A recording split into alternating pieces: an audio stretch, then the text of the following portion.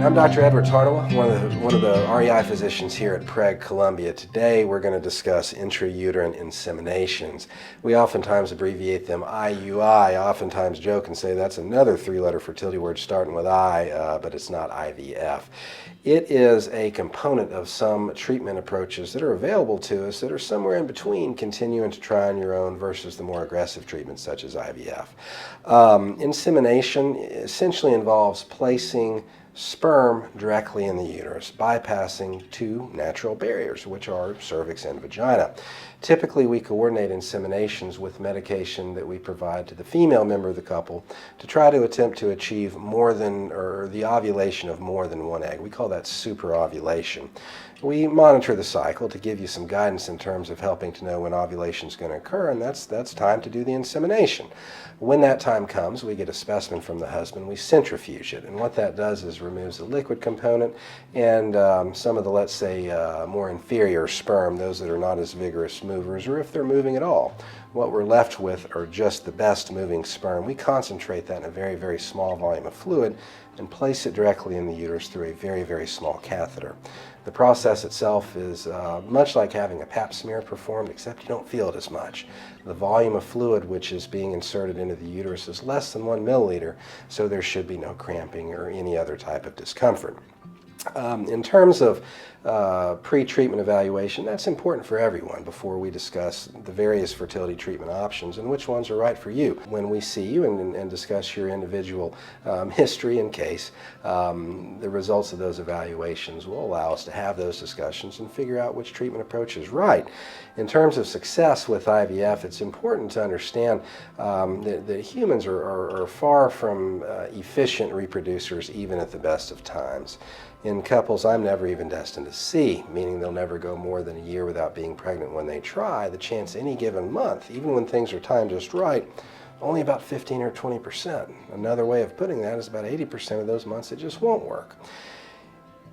Inseminations in general, we're attempting to get as close as we can to getting back to that normal human baseline. In some cases, we won't meet that 15 to 20%. In other cases, we hope to be right there. But in general, the only treatments that we have to offer which are going to significantly and reliably exceed that normal, natural human chance of success per cycle or per month is an alternative treatment called IVF, which we can discuss as well. For those couples who have already had some inseminations or are considering them, a common question is how many should we do?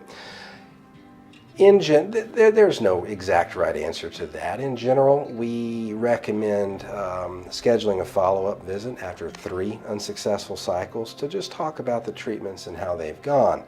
As I mentioned before, IUI-based treatment is not the most efficient treatment option that we have, and for some couples, if they're doing okay with the treatment and are okay with continuing with a less efficient course of action, we can certainly continue that unless there are other factors or variables which suggest that just clearly would not be a good option. We also tend to recommend a follow-up appointment to talk about where we've been and what options are moving forward after 3, with a recognition of sometimes the finite nature of insurance or financial benefits. In other words, we don't like you to exhaust them unknowingly or prematurely on less efficient treatment when more efficient treatments such as IVF are available. There really is no set number at which point we have to stop. If we've done 3, there's no reason that a 4th couldn't be successful.